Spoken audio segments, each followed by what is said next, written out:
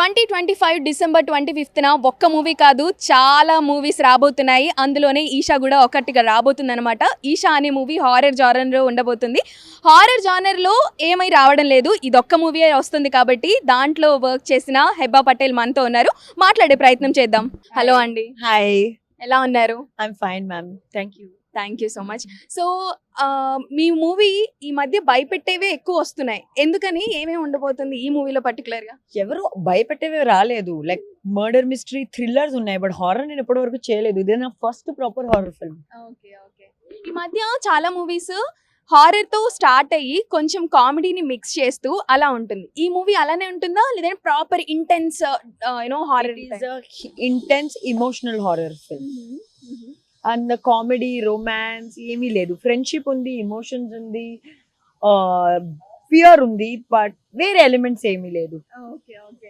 అంటే ఇందులో 4 ఫ్రెండ్స్ ఉన్నారు. ఆ 4 ఫ్రెండ్స్ ఎక్కడికో వెళ్తే ఇది జరిగింది అనేది ట్రైలర్ చూస్తే అర్థమైంది.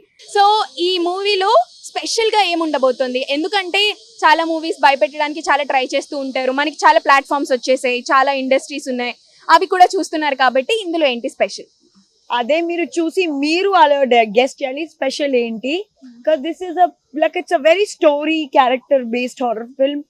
ఆల్ 4 ఫ్రెండ్స్ కి ఈక్వల్ ఇంపార్టెన్స్ ఉన్నాయి, స్టార్ట్ టు ఎండ్ ఉన్నాయి. హీరో హీరోయిన్ లాగా ఏమీ లేదు ఈ మూవీలో. It's story based film. So అదే నాకు ఈ మూవీ యూఎస్పీ కనపడింది.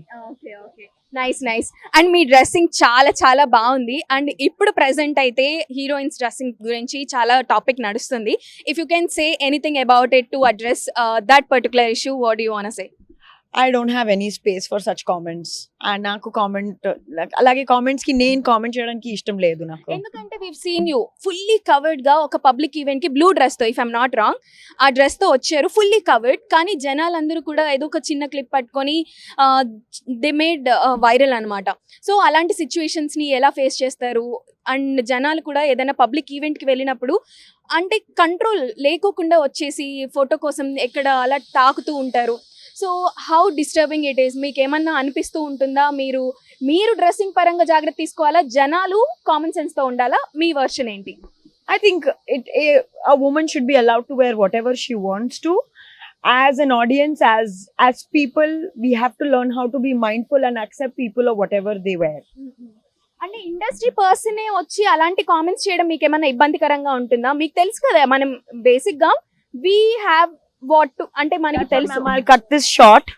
ఎక్కువ డిస్కస్ చేయకపోతే నాకు ఇలాంటి కామెంట్స్ లో నా దగ్గర స్పేస్ లేవు, నేనేమి చెప్పను. It's 2025, it's unacceptable. అదే, that's the only thing I will say.